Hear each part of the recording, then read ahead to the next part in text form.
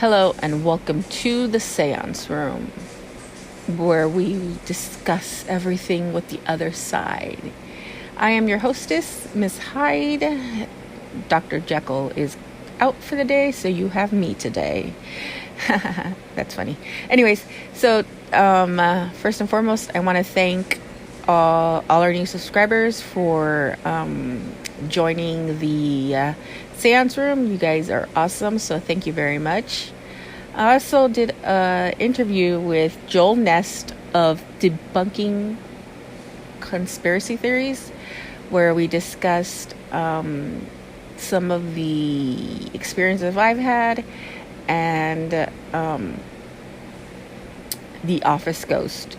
I have a couple videos where the office ghost was very active where I work.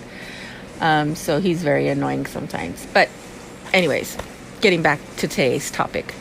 Today's topic is about reincarnation. Now, at some given point in our lives, we've always had that deja vu thing going on where, hey, I remember that. Or, I've been here before. So that's what we're going to be talking about. We're talking about reincarnation. So I'm going to give you some history on reincarnation or some info on reincarnation, and then we're going to be discussing some reincarnation stories. I have like maybe 6 or 7 stories that I want to read to you of different types. So reincarnation is a religious belief that non-physical essence of a living being starts a new life in a different physical form or body after biological death. So in other words, you come back to this world in another body. It is also called rebirth or transmigration. Reincarnation is the central tenet of Indian religions, namely Buddhism, Hinduism. Now these other ones I'm going to butcher, so don't kill the messenger. Jainism, Sikhism, and then the, let's see. In various forms, it occurs as the belief that in many streams of Judaism, in different aspects, and in some belief in indigenous peoples of the Americas, and some indigenous Australians were most believed that the afterlife or spirit world. A belief in the rebirth metamorphosis was held by Greek historic figures like Plato, Socrates, some of the great writers. It is also believed that various modern religions, majority of the denominations within Christianity and Islam, do not believe that individuals reincarnate. Particular groups within these religions do refer to reincarnation. These groups include the mainstream historical and contemporary followers of the Druze, Cathars,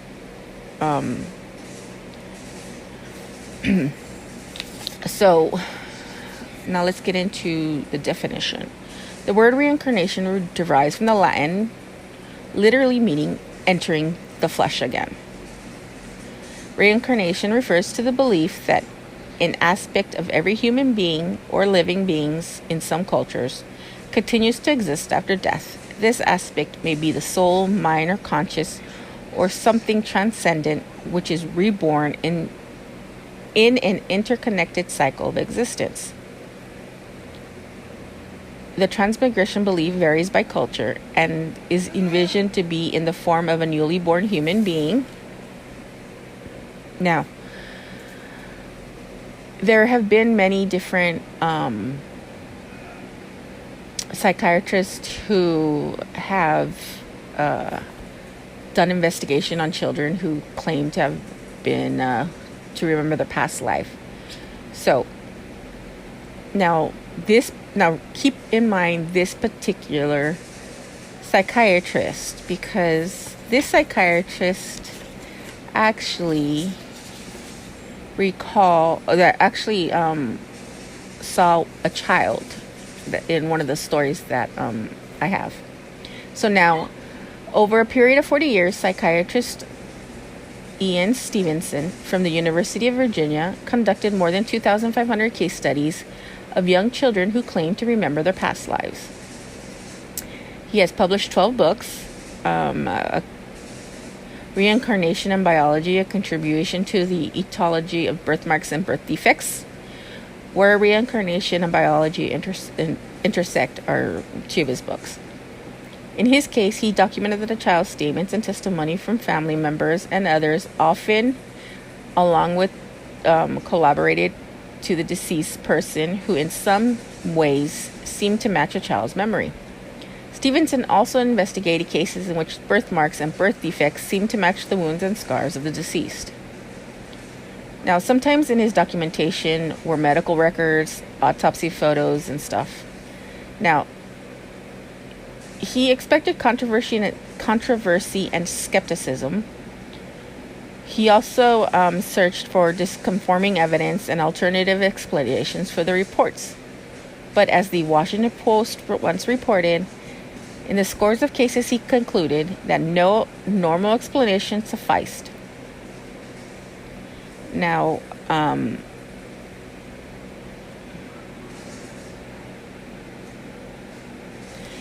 Sam Harris cited in Stevenson's work in his book, The End of Faith, as part of body of the data that seems to attest to the reality of psychic phenomenon, but only relies on a subjective personal experience.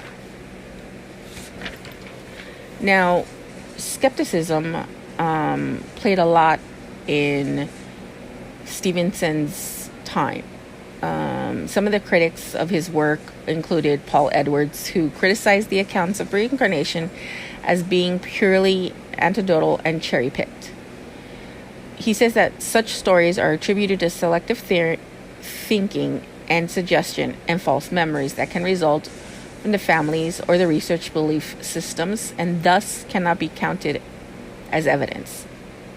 Now, philosopher Keith Augustine wrote in critique that the fact that the vast majority of Stevenson's cases come from countries where religious beliefs in the reincarnation is strong and are rarely elsewhere seems to indicate that cultural conditioning rather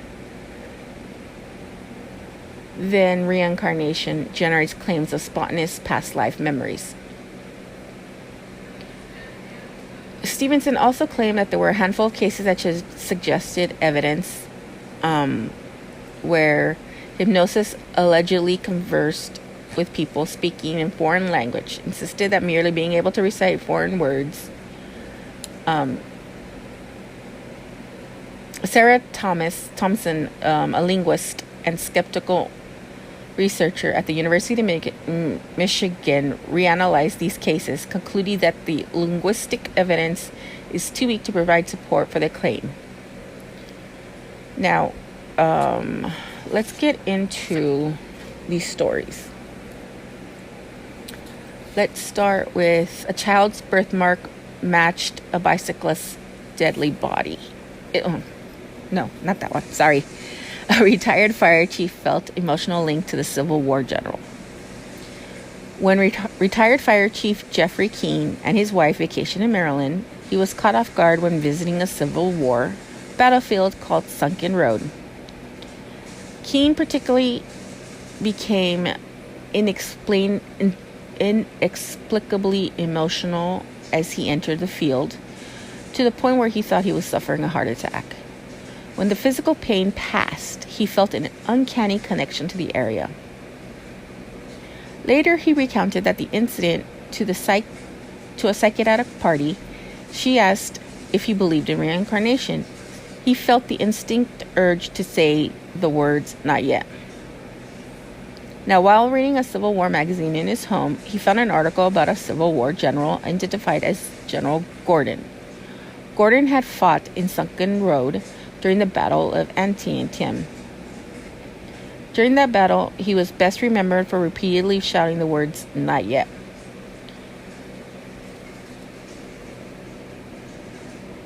Upon researching Gordon's life, Keene found more connections between himself and Gordon. Keene had marks on his body similar to the wounds Gordon suffered in war, And on Keen's 30th birthday, he was admitted to the hospital with terrible pain in his jaw.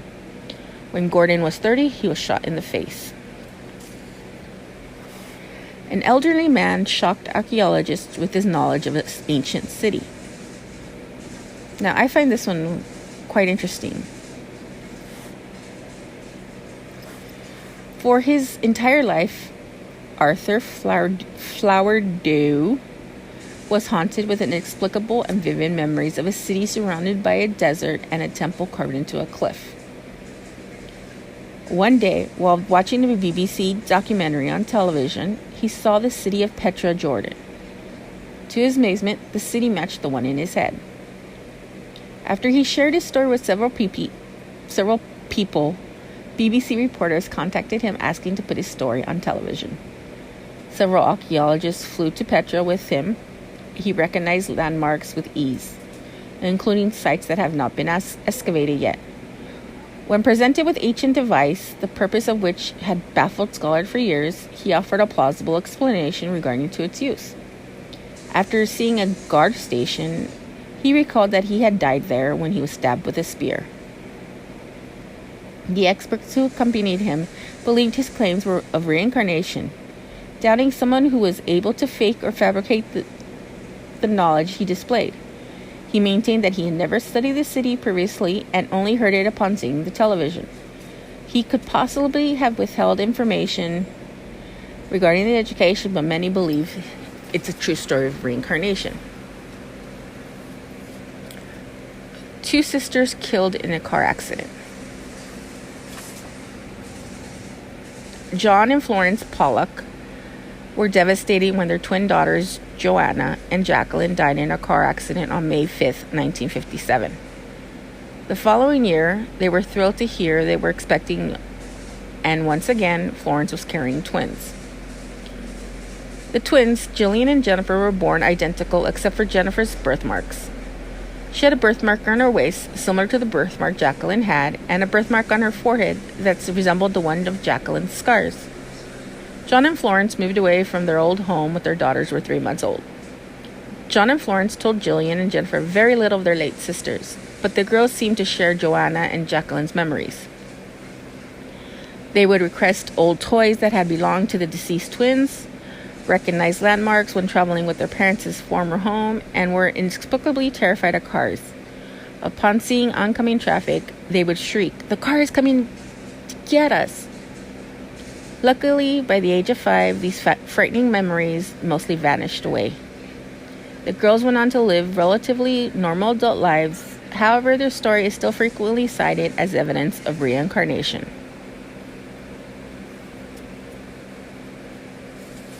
Let's see. A Midwestern toddler recalls writing Gone with the Wind.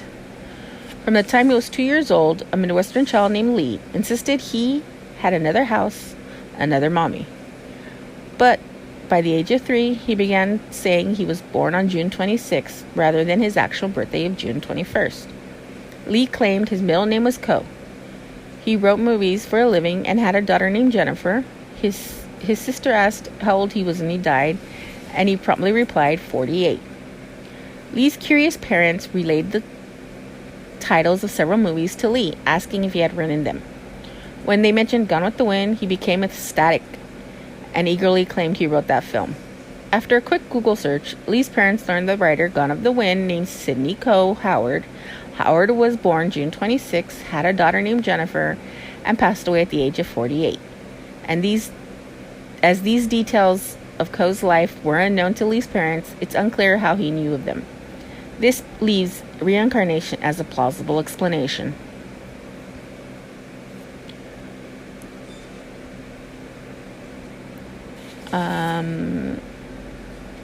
A 4-year-old recalled life as a Hollywood agent. In 2009, at the age of 4, Ryan Hammonds began waking up, clutching his chest and screaming about how his heart exploded in Hollywood. His mother, Cindy, became intrigued with Ryan when Ryan revealed more details from his former life. He insisted he once lived in a house in Hollywood on a street named with the name Rock in it, where he had 3 sons and a friend named Senator Fives. One day, Cindy was going through a book featuring photos of old Hollywood. Ryan peeked over her shoulder and exactly identified one man as George and the other as himself. Cindy contacted a psychiatrist from the UVA Medical Center. Now remember, Ian Stevenson worked for the University of Virginia, and he conducted studies on 2,500 children. And this child was one of those.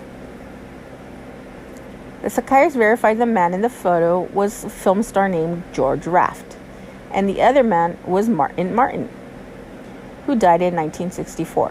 Now, upon contacting Martin's daughter, she confirmed Martin was a Hollywood agent, lived on North Roxbury Drive, had 3 sons, and once met the New York Senator Irving Ives. After meeting with Martin's daughter, Ryan lost interest in the Hollywood memories. He was standoffish at the meeting and told his mother afterward his daughter's energy had changed. The psychiatrist's explanation? Upon seeing people from their past have moved on, reincarnation children gain closure and forget their former existence. Now, how many of you believe in reincarnation? I think that at some point in our life, we believe in it. And it is an intriguing conversation piece, to say the least. I would say it is quite interesting. And it brings up debates, and it brings up a lot of questions.